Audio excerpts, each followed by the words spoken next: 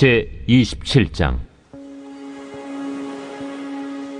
우리가 배를 타고 이달리아에 가기로 작정되매 바울과 다른 죄수 몇 사람을 아구스도대의 백부장 율리오란 사람에게 맡기니, 아시아 해변 각처로 가려 하는 아드라무테노 배에 우리가 올라 항해할세 마게도냐의 데살로니가 사람 아리스다고도 함께하니라.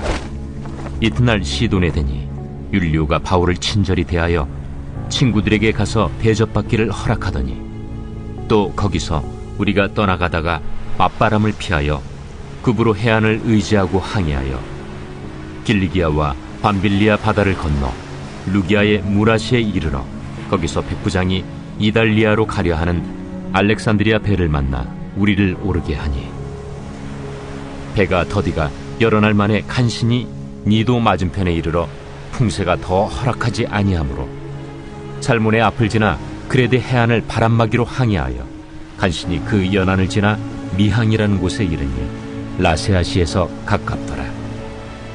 여러 날이 걸려 금식하는 절기가 이미 지났으므로 항해하기가 위태한지라 바울이 그들을 권하여 말하되, 여러분이여, 내가 보니 이번 항해가 하물과 배만 아니라 우리 생명에도 타격과 많은 손해를 끼치리라. 백부장이 선장과 선주의 말을 바울의 말보다 더 믿더라. 그 항구가 겨울을 지내기에 불편하므로 거기서 떠나 아무쪼록 베닉스에 가서 겨울을 지내자 하는 자가 더 많으니, 베닉스는 그레데 항구라. 한쪽은 서남을, 한쪽은 서북을 향하였더라. 남풍이 순하게 불매 그들이 뜻을 이룬 줄 알고 닻을 감아 그레데 해변을 끼고 항해하더니, 얼마 안 되어 섬 가운데로부터 유라굴로라는 광풍이 크게 일어나니 배가 밀려 바람을 맞추어 갈 수 없어 가는 대로 두고 쫓겨가다가 가우다라는 작은 섬 아래로 지나 간신히 거루를 잡아 끌어올리고 줄을 가지고 선체를 둘러감고 수르디스에 걸릴까 두려워하여 연장을 내리고 그냥 쫓겨가더니, 우리가 풍랑으로 심히 애쓰다 이튿날 사공들이 짐을 바다에 풀어버리고 사흘째 되는 날에 배의 기구를 그들의 손으로 내버리니라.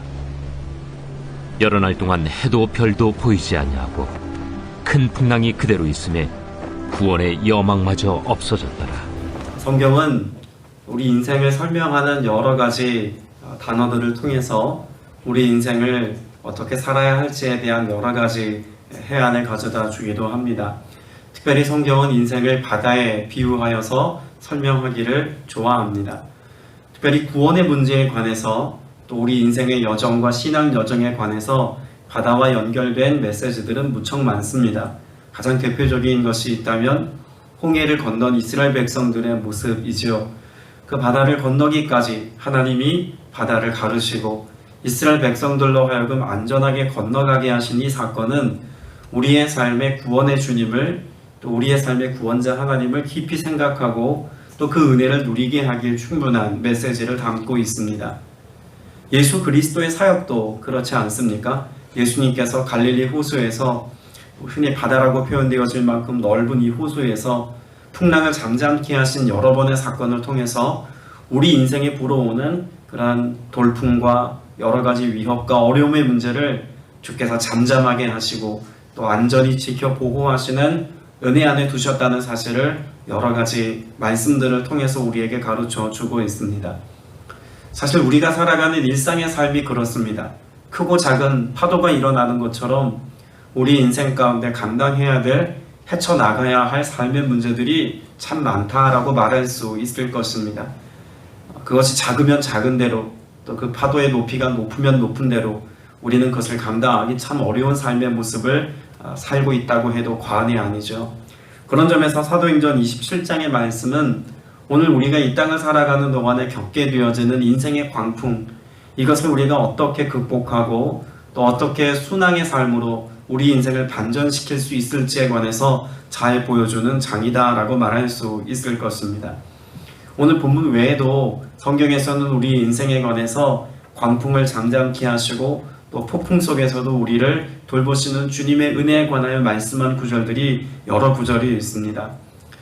베드로후서 2장 17절 말씀을 보면 하나님을 대적하고 반대하는 인생들에 관하여서 광풍에 밀려가는 안개라고 말씀한 구절이 있습니다. 이 사람들은 물 없는 샘이요 광풍에 밀려가는 안개니 그들을 위하여 캄캄 어둠이 예비되어져 있다라는 말씀이 있습니다. 우리의 인생에 하나님을 등지고 살아가는 사람들, 하나님을 부정하며 살아가는 사람들은 마치 광풍에 밀려가는 안개와 같이 소멸되어지거나 요동하거나 쉬 사라지는 인생과 같이 비유되어지기도 합니다. 때문에 오늘 믿음의 사람들의 삶의 모습을 기록하고 있는 또 다른 구절을 보면 이러한 광풍 속에서도 우리를 보존하시는 하나님을 의지할 때 우리가 승리하는 삶을 살 수 있고 안전한 삶을 살 수 있다는 메시지도 또 성경은 말씀합니다. 야고보서 3장 4절에 보면 배를 보라 그렇게 크고 광풍이 밀려가는 것들을 지극히 작은 키로서 사공의 뜻대로 운행하나니라는 말씀이 있습니다. 광풍이 일어도 그 사공이 키를 잘 잡고 운행을 하면 안전하게 운항할 수 있다는 것을 이야기하면서 우리 인생의 키를 누가 잡고 있다는 것을 말씀하고 싶어 하는 것입니까? 예수 그리스도께서 내 삶의 주인이 되어 주셔서 내 인생의 키를 잡고 항로를 결정하고 그 은혜를 따라서 우리 인생을 운항하시면 우리의 삶이 광풍이 일어도 또 폭풍 속에서 우리가 요동하는 것 같아도 안전하게 우리의 삶에 목적한 곳에 구원의 지경에 도달할 수 있다는 사실을 성경은 이미 우리에게 약속해 주고 있습니다. 시편에서도 동일하게 고백하죠. 시편 107편 29절 말씀에 보면 광풍을 고요하게 하사 물결도 잔잔하게 하시는 이가 하나님이시다라는 사실을 말씀합니다. 우리가 사는 일상 속에서 광풍이 일어날 수 있고 또 수많은 인생의 돌풍으로 인한 어려움이 우리에게 다가올 수 있지만 그것이 우리 인생의 배를 침몰시키지 못하는 이유는 그 모든 광풍을 고요하고 잠잠하게 하시는 이가 하나님이시기 때문이라고 말씀합니다. 그럼 오늘 저와 여러분에게 요구되어지는 신앙의 태도가 있다면 무엇일까요? 내 인생의 주권을 철저히 주님께 위탁하고 맡겼는지를 점검해야 합니다. 내 인생의 키를 잡고 계신 예수 그리스도를 오늘 신뢰하며 믿음의 주 되신 주님께 내 삶을 온전히 맡기며 말씀 앞에서 깨어 기도함으로 오늘을 살아가든지 여러분의 인생 항로를 잘 점검해야 할 줄로 믿습니다. 오늘 저와 여러분의 삶을 주님께서 돌보시되 그 바다에서 일어나는 광풍을 꾸짖어 명령하심으로 잠잠케 하셨던 예수님의 은혜가 오늘 여러분에게도 있어서 주님으로 인하여 내 인생의 광풍이 고요하게 되고 내 인생에 불어오는 거센 파도가 잠잠하게 되어지는 이 은혜가 오늘 여러분의 삶 가운데도 있게 되시기를 주님의 이름으로 축복합니다. 오늘 사도행전 27장의 배경이 이런 광풍을 배경으로 하고 있습니다. 사도 바울이 로마로 압송되어지는 과정 가운데 오늘 배를 타고 항로를 따라서 여정을 결정한 것을 볼 수가 있죠. 그런데 오늘 본문의 말씀에 보면 인생의 축소판이다라고 말할 만큼 여러 가지 요소들이 우리 인생 전체를 생각하게 하고 또 깊이 묵상하게 하는 요소들이 있습니다. 사도 바울이 로마로 가는 여정 가운데 배를 갈아탑니다. 말씀에 보면 이 아드람무테노라고 하는 호를 이 배를 타고 먼저 출항을 하지 않습니까? 그런데 이 배는 어떤 배라고 설명합니까? 2절에 보면 이 배는 아시아 연안의 여러 곳으로 항해하는 배라고 말합니다. 그러니까 이 배는 아시아 연안만 운항하는 배였기 때문에 유럽, 그러니까 로마로까지 가기에는 적합하지 않은 배라는 것을 알 수 있죠. 때문에 사도 바울은 죄수의 신분으로 압송되어져 가는 과정 가운데 이 배를 타고 결국 로마까지 가지 못하고 중간에 갈아타야 한다는 것입니다. 우리 인생에 그렇지 않습니까? 목표한 바가 있습니다. 뜻한 바가 있고 또 그런 목적지를 향해서 나아가는 우리의 삶의 여정에 뭔가 충분한 것들을 갖추고 또 마련하기 위해서 애를 쓰고 수고합니다. 우리 집을 장만하는 것도 좋은 인생의 가구들을 장만하는 것도 또 우리 일상에 필요한 여러 가지 것들을 장만하는 것도 우리가 뜻하고 원하는 삶의 목적을 이루기 위해서 끊임없이 무언가를 교체하고 바꾸는 과정들을 요구하지 않습니까? 결국 이 아드라무테노 배라고 이 배를 타고 가던 사도 바울과 그 일행들은 이 배로 충분하지 않았기 때문에 알렉산드리아 배를 만나서 갈아탄다라고 6절에 기록하고 있죠. 우리 인생의 항로도 한 가지 방법만을 가지고 목적지에 도달할 수 없습니다. 이런 방법, 저런 방법들을 간구해서 우리의 뜻하고 원하는 것을 이루고 성취하기 위해서 애를 쓰죠. 여러분, 그러나 우리 인생의 배를 아무리 여러 번 갈아탄다고 해도, 또 혹은 우리가 목적한 그곳에 도달하기까지 많은 인생의 방편을 우리가 준비한다고 해도 갑작스럽게 일어난 이 돌풍을, 우리가 본문에 기록하고 있는 유라굴로라고 하는 이 광풍을 감당하지 못하는 것을 우리가 주목해야 합니다. 당시 상선으로서는 가장 큰 규모를 자랑했던 이 알렉산드리아 배도 광풍 앞에서 무력화되어지는 것을 보면서 우리 스스로의 삶에 대해서 한번 적용해 봐야 하지 않겠습니까? 나의 힘으로 내가 여러 번 배를 갈아타고 또 때로는 남풍을 만난 것처럼 인생이 순항한다고 생각하지만 갑작스럽게 불어닥친 광풍 앞에서 모든 것을 포기해야 하고 모든 것을 버려야 했던 상황, 망연자실하여서 삶의 희망마저 놓쳐버렸던 지금 오늘 본문의 전체 내용을 우리가 생각해 본다면 단지 배를 갈아타는 것으로 우리의 삶이 만족하지 못한다는 것을 기억해야 합니다. 차를 좀 바꾸는 것으로, 집의 평수를 좀 늘리는 것으로, 통장의 잔고를 좀 늘리는 것으로 우리 인생이 순항한다고 착각하면 안 됩니다. 우리 인생은 하나님의 주권 아래 있을 때, 하나님의 돌봄 아래 있을 때, 하나님이 우리를 위하실 때 우리의 삶이 순항할 수 있으며 형통할 수 있고 안전할 수 있다는 사실을 오늘 본문을 통해서 깊이 생각해 볼 수 있습니다. 두 번째 요소는 바람입니다. 오늘 본문에 보면 맞바람이라고 하는 단어가 자주 등장합니다. 4절에서도 맞바람 때문에 라고 말하고 있고 7절에서도 역시 맞바람 때문에 라고 말하죠. 부딪혀오는 이 맞바람, 이것 때문에 감당하게 된 삶의 내용을 뭐라고 말하고 있냐면 8절 말씀에 보니까 겨우겨우 항해하여 라고 말씀하고 있습니다.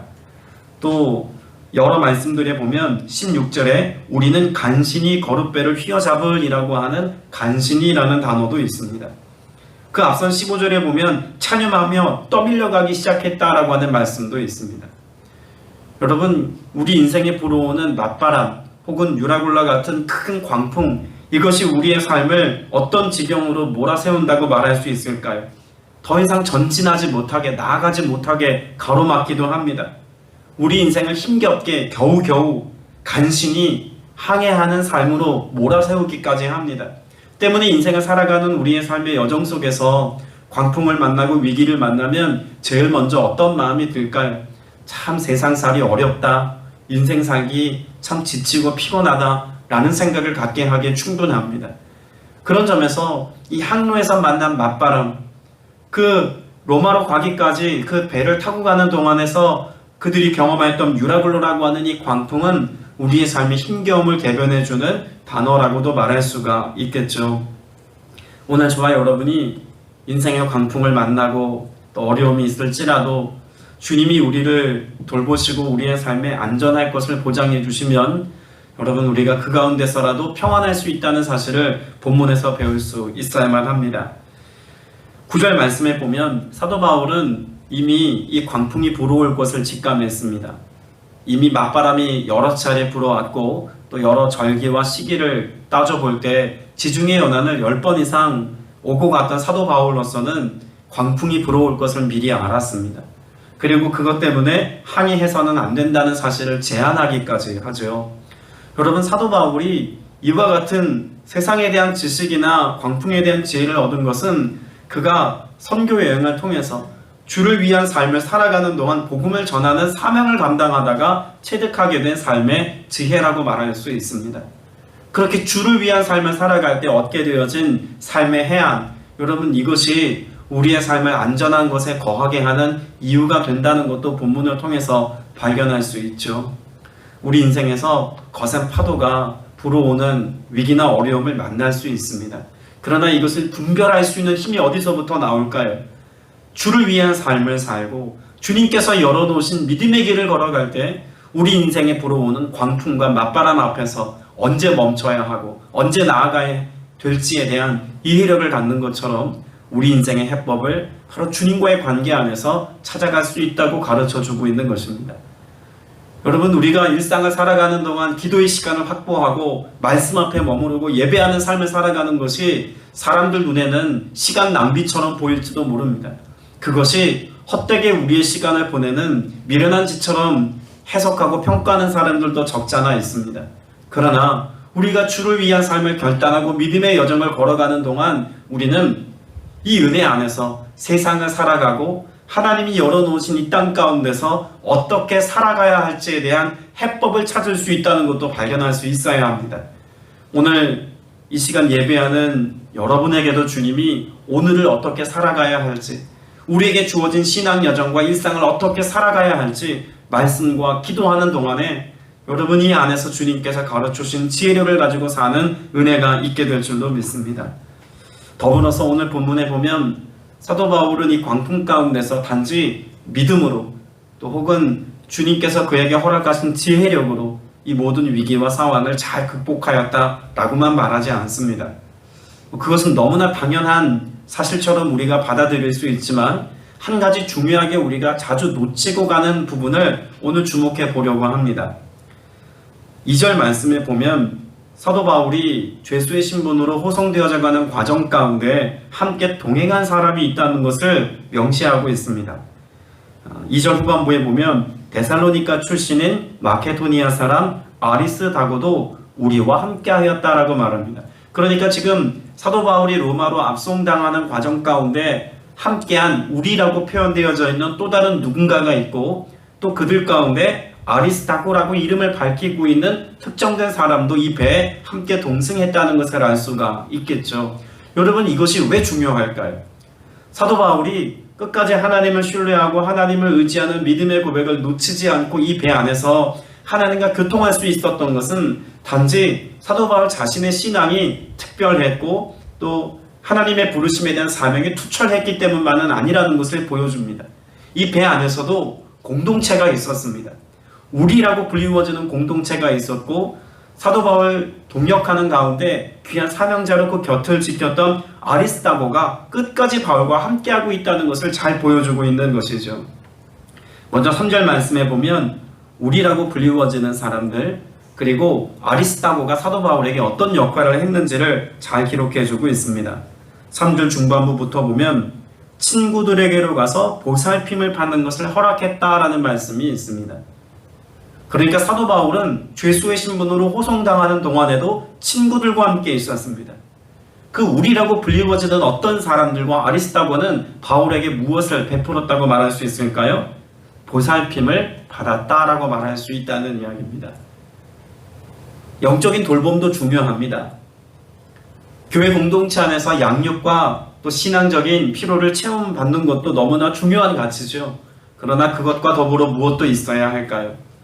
친구들로부터 돌봄을 받는 것처럼 오늘 저와 여러분이 믿음의 여정 가운데서 함께 신앙생활을 하고 있는 믿음의 동력자들, 믿음의 동행자들과 함께 돌봄을 받고 보살핌을 받는 것도 너무나 중요한 가치라고 하는 것을 본문을 통해서 배울 수 있습니다. 오늘 여러분의 삶 가운데 하나님으로부터 우리에게 주어지는 이 은혜를 누리는 것만큼이나 교우로 만나며 믿음의 동력자로 만난 모든 지체들로부터 보살핌을 받는 사랑의 교제와 친밀함이 여러분 안에 있게 되시기를 주님의 이름으로 축복합니다. 더불어서 여러분이 아리스다고와 같이 우리라고 불리워지는 어떤 친구들과 같은 삶을 사셔서 주의 일을 감당하며 주의 길을 걷고 있는 믿음의 사람들에게 아름다운 영향력을 끼치고 삶의 필요를 제공할 수 있는 좋은 믿음의 친구들이 되어줄 수 있기를 축복합니다. 특별히 이 아리스다고라고 하는 사람은 사도 바울에게 어떤 역할을 했을까요? 여러 가지로 우리가 생각해 볼 수가 있습니다만 성경에 근거해 보면 아리스다고는 사도 바울에게 3가지 역할을 감당했던 사람이라는 것을 알 수 있습니다. 빌립보서 1장 24절에 보면 나의 동력자 마가 아리스다고 데마 누가가 문안한다 라는 말씀이 있습니다.